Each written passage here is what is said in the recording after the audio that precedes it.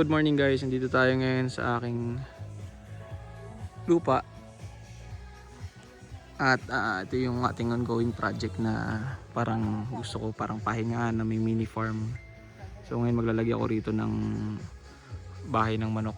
Yan, paparami tayo ng manok dyan. Kasi masarap yan, Tagalog. So yan, makalat pa rito kasi inaayos pa lang namin.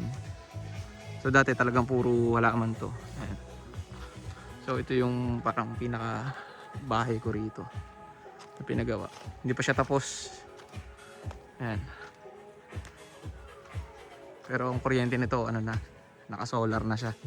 Kasi bundok nga to, malayo, walang linya ng kuryente rito. So ayan, naka full solar siya. Tapos ito yung packet sa taas. Meron akong flat area rito sa taas na ginawa. Nag-greenashing. Ito hindi ko alam kung semento pa, papagrabahan ko lang tong packet na to para makakit yung halaman, yung sasakyan dito. So yan, di pa tapos. Kusina yan, yung likod na yan. So ito yung green area sa taas. So kung kunyari may mga tropang gusto mag-camping ganyan, hiningal ako. Dito yung area. Yan.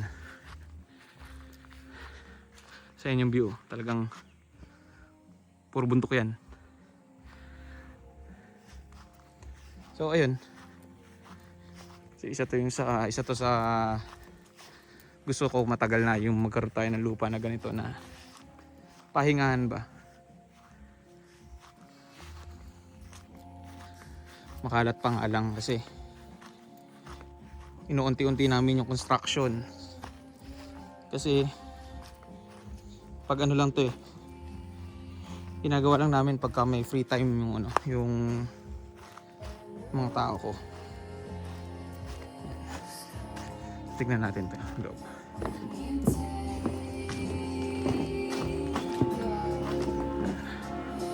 Ito may malawak akong rito, pinaka balcony. Hindi pa tapos kisame, nagkikisame pa dyan. Ayan, loob. CR.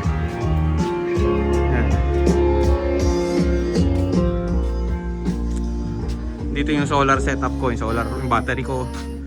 Ayan, dyan. Ayan. Yun, dito ko i-upload lagi yung update sa gagawin ko rito sa lupa. Marami pa akong gustong gawin dito Parang gusto ko mayroon akong mini glamping area sa taas. Tapos dito, andyan yung parang mga farm, yan, manok, ganyan. Galaga ako dyan ng manok. Hindi pa nabong yung nangingitlog na pangkatay.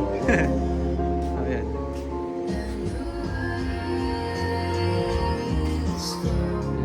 CR naman ako rito. Ngayon, madumi pa, nililinis pa ng tao ko. Tapos dito yung kitchen area.